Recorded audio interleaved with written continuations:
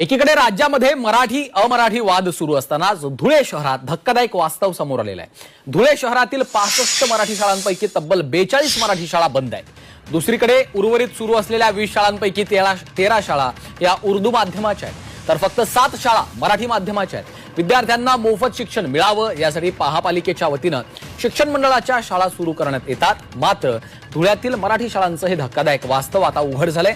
सुरू असलेल्या 20 शाळांपैकी काही शाळांचं बांधकाम जुनं आहे, त्यामुळे शाळांची दुरवस्था झालेली आहे। त्यामुळे धुळे शहरात खासगी शाळांचा सुळसुळाट वाढलेला आहे। महानगरपालिका शिक्षण मंडळ संचलित यापूर्वी साधारणतः 65 शाळा या शहरामध्ये कार्यरत होत्या।